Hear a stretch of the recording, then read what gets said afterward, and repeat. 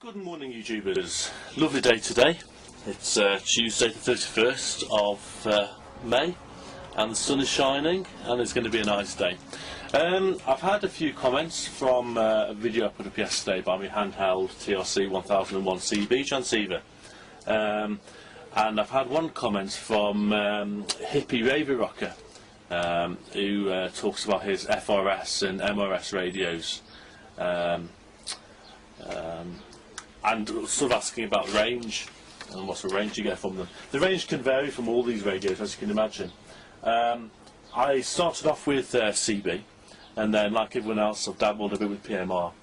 And typically, the sort of PMR radio that I use from time to time is these. By the table, upside down, can't see that. These radios. Fantastic bit of kit. Range-wise, I mean, they're only giving out, I think it's 500 milliwatts, so it's sort of only half a watt. And with a fixed antenna, which obviously you're not supposed to modify in any way, they reckon you can get up to sort of 8 kilometres with them. Realistically, you're not going to get that range because of various conditions. If you're in an open area with no obstructions, and you're inside of the person, then I'm sure you can get a very good range. But realistically, if you've got buildings and houses and trees and such like in the way, you're not going to get that sort of range. But all the same, out of all the PMR radios I've had, and I've had quite a few different types and models and what have you, these are by far the better ones I've ever had. These come as a really good kit. Now, I got this off eBay, off I think it's one of these seconds factory shop type stores. Absolutely nothing wrong with it at all. 2 handheld radios. It comes with the little desktop charger for the both. 2 earpiece and microphones. Batteries, car chargers, so you can charge these up independently from a car if you're not close by to a mains adapter.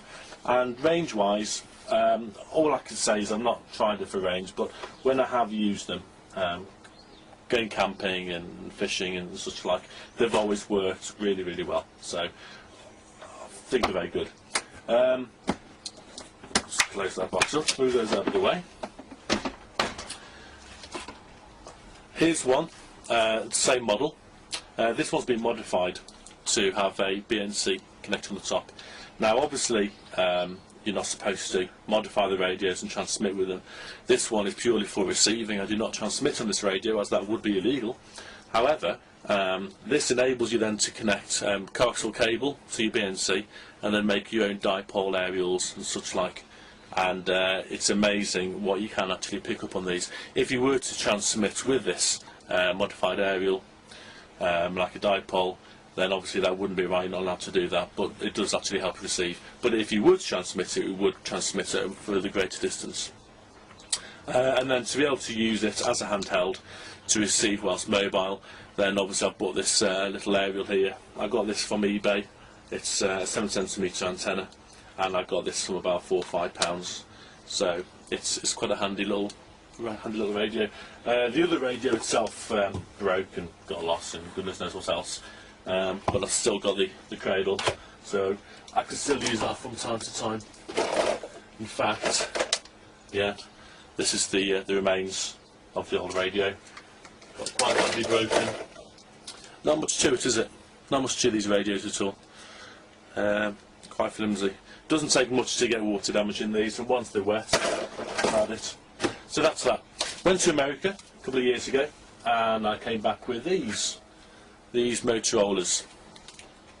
These I'm not very impressed with. The sound quality is quite distorted. It sounds like they're almost slightly off tune with each other, so I've not really used these much. I bought these because they were supposed to be slightly better range, and with it being the Motorola style that it is, we didn't have styles like that over here, and I quite liked the fact that it looked quite a robust little handy radio, so that's why I bought it. The frequencies of these, obviously they're not PMR radios, so they can't be used over here. However, they do work on the GMRS and the FRS frequencies. So whereas the PMRs, which is the original PMRs that we use over here, these are ranging from 446 megahertz up to the top end of 446, just 4447. 446, 100. These range from 462, 550, all the way to 467, 725 megahertz. So it's a much higher frequency range. But like I say, they're not really supposed to be used over here. I tend to use this as a wireless doorbell. I keep one on voice activation mode inside the house, and when I'm in here, it'll transmit if the doorbell rings. So it's quite a handy little feature. But that's really all they're pretty much good for, to be honest with you. Range-wise, not all that amazing, and like I say, because of the frequency range, with it being UHF, my understanding of UHF is that you can get quite good range. However, the signal itself does have problems penetrating through buildings and obstacles, so that's one of the problems with it. And with it being only sort of half a watt, it's not really pushing out that much power. And also look at the size of the antenna. Realistically, how good are they going to be? So the next stage up from there would be to get yourself some other radios. A bit more power, that's what you need. Now the only problem is getting a license can be quite expensive. However, now there are new radios on the market, and they are the Mitex radios. Now if I just move the camera over here, these aren't Mitex, so don't worry, I'm not disillusioned in any way. I'll just change this over. Maplins do a set of radios. They do about 2 or 3 different types. They're all made by Mitex, and the general 5 watts UHF radios. If I can zoom into my thing there, let's have a look at this. I brought the website up. Those are the radios there that Maplins do. I don't know whether you can see that clearly or not. I've never used them, however I gather they are quite good, range wise and quality wise. £149 is quite expensive just for 2.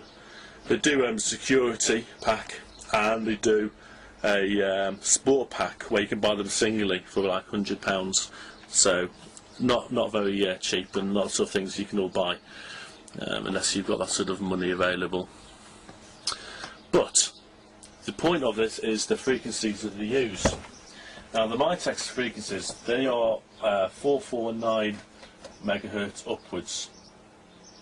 Channel 1 is 449.3125 megs, and channel 16, the top channel they have, is 449.4750. Now obviously within there you've got various CT, CWS codes and DCS codes as well to cut down interference. You do need a license for them though, I must add that. I am sorting out a license to use those frequencies. However, I'm not buying the radios, because those frequencies that I have listed here, I can program into these radios here. That makes it fully legal, because the power of these radios I use on either 1 watt or 5 watts, which is the same power that the Mitex radios use. So providing a license, which any day now I will be fully licensed, then there's no problems. I gave a bit of a talk the other day on one of my videos about these handhelds. Very quickly touched on them, I did. The first ones I bought were the Wuxens. Now I'm a licensed amateur radio user, and these are dual band 2 metre, 7 centimetre radios, and they work really well. They are fairly cheap, and to hold they do feel cheap, and when you talk to people you do get good feedback from them, so the quality is quite good. They're an absolute bugger to try and program though. Especially if you want to do repeater work. It's not the easiest to set up. I do have leads and the software to program these up on the computer. I just haven't got around to doing it. What I tend to use these for is to use these on back-to-back off-ham frequencies, either covering the PMR 446 or covering the 449 megahertz. And for communications, car to car, or when you go camping, holidays and such like, they're marvellous.